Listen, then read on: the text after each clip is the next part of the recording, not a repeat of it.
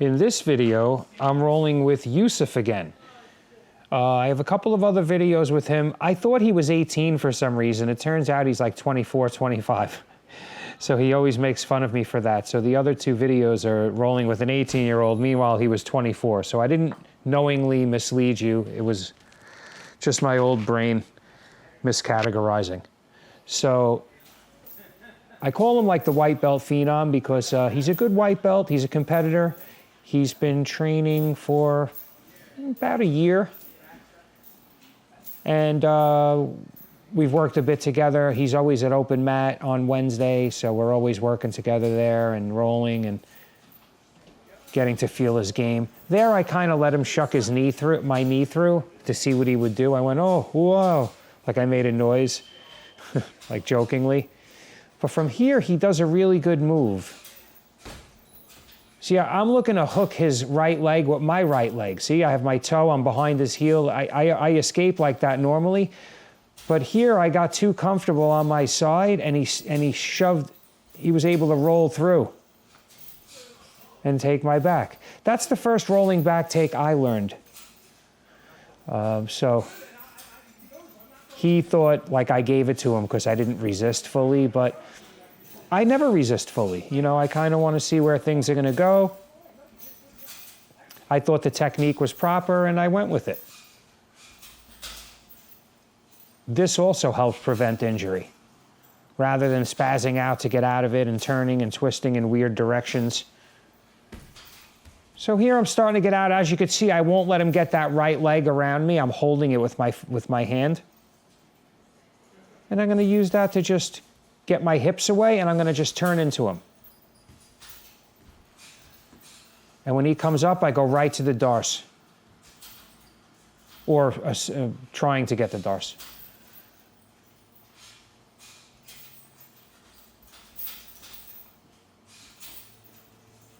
So here he's starting to square into me. When he does that, I think about the guillotine.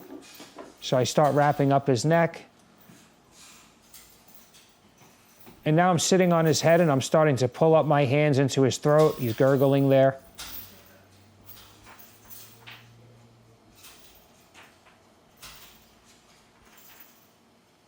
I'm looking to just pull up into his throat and finish him like a Japanese necktie style. But he's strong and he's holding my arms back. I've been weightlifting for the last few weeks and I don't know if it's made a difference, but my bicep looks bigger. So here I have his arm wrapped. I kind of want him to roll. You know, it's hard to keep his head down there with no effort. Like I'm just sitting on the back of his neck. So there he spun and he jumped to get out. We're going to reset. Many times if somebody puts maximum effort to get out, instead of trying to meet their effort by continuing to fight for the pin, I just let them get out. They still used a ton of energy.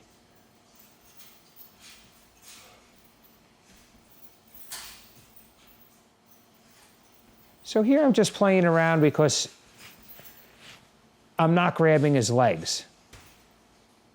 If I really wanted to pass, I'd probably just stand up, try to throw his legs to the side, that type of thing. Here, I'm giving him my posture. I'm kind of sitting on his butterfly. I want to see what he's going to do.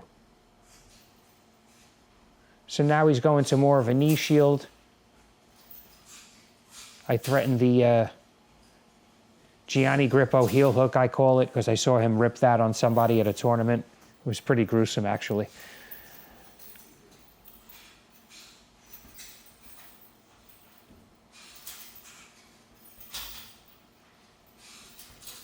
So here his guard is ineffective because he's not really, he doesn't have his hips on me. He had his bottom of his hamstring on me. That's not going to help, you know, stop me really. So here I'm leaning forward. I want him to go for like a triangle or something where I could just counter it with a pass, but he's not doing that.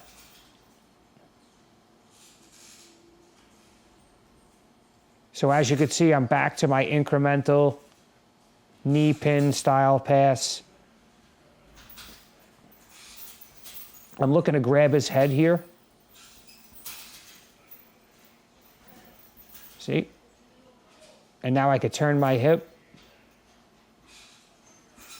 and free that leg. Also, I could really crush him on his chin here really bad. I do it a little bit, but as you can see, I relent. I don't want to torture my training partner. But I want him to know it exists and that he's vulnerable there. So everything I'm doing is just a distraction so I could get him to hip escape so I could get my left leg out, which just happened. So now from here, I'm going to swim my left elbow to the inside of his hip and look to come around, which is what I just did. He comes up, which is common, so I spun to his back from there, and I'm looking to drag him down to his side.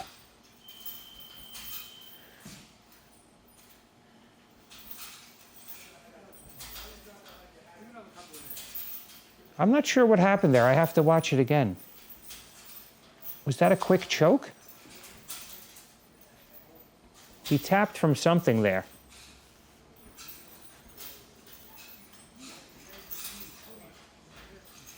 Paused it and went back and reviewed it, and it was a rear naked choke.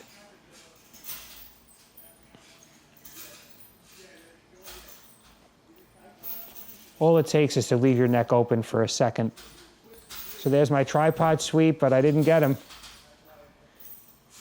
He's felt it before. As a matter of fact, I'm surprised I got that much on him because he's really good at avoiding it. So here I have my feet crossed in like a weird experimental shin on shin. I'm playing loose. I want him to dive for something. I want him to do something to get past my guard. I'm trying to leave openings. He's doing a good job of keeping his knee and elbow together and playing very conservatively.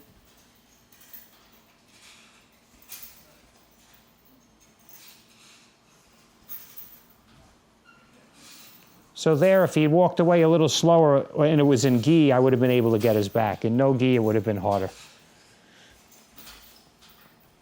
So now I'm developing a game off his left leg because he always starts with that forward. It's more like an inside De La Riva game, a reverse De La Riva. And there, I almost had his back again.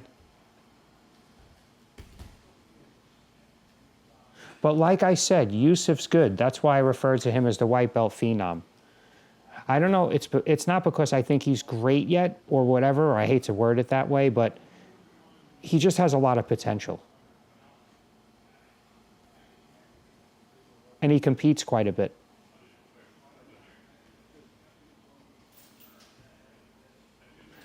So as you can see, we're 8 minutes into the round. I'm not breathing with my mouth open.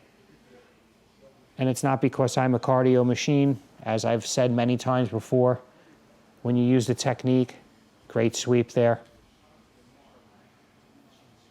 Shin sweep. When you use a good technique, it doesn't really require a lot of muscle or a lot of movement. Making a lot of movements feels good, running around, jumping back and forth, but it doesn't connect you properly, and it doesn't create, in my opinion, the highest level of jiu-jitsu.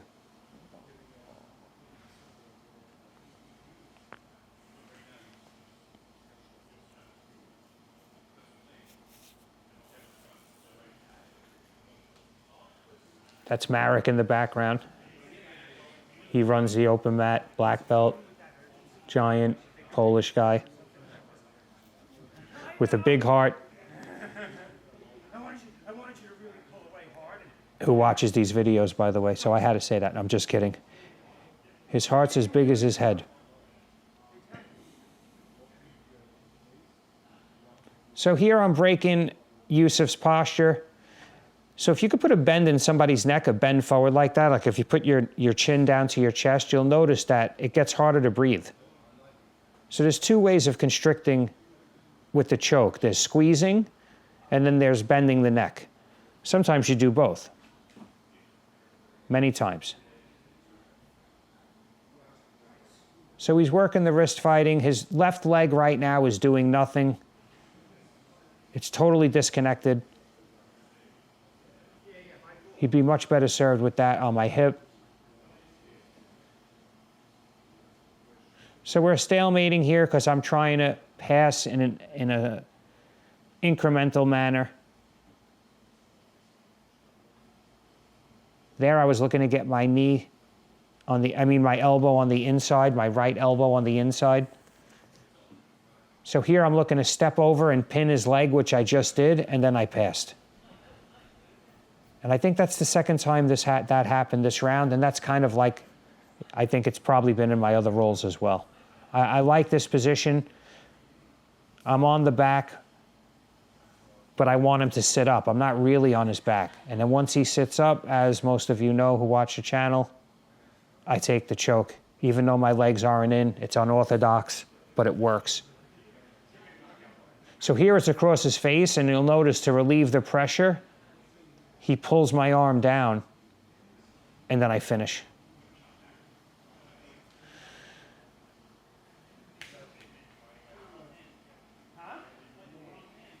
So they always say position before submission, but that's one example where it's not really, you know. But from there, I can throw my legs into the diamond around him and start setting up like a spider web. There's so many things I could do from there. On the back, I feel like there's a certain set amount of attacks, but from that position, I like it a lot better. It's like the side of back control. So I'm giving him a little post-round pointers as always. You know, Yusuf's a good, he's a quick learner. That's why he's good. It's never just natural. Natural means he's a quick learner. That's really what it means when you say somebody's naturally good at jiu-jitsu. They take to certain things better. I wasn't a natural. But thank you for watching. If you find value in my content and you want to help support the channel, those X-Martial shorts, that rash guard is all for sale through the link. Anything you buy through that link, you could make a custom rash guard and shorts. It helps support the channel. Or you could just buy me a coffee. The link's in the description. So here he's showing me his guard pass from before. Yes, but just remember to get this leg out because then you kept working from there. So but thank you for watching. Please like, share, and if you haven't already, subscribe. Thank you.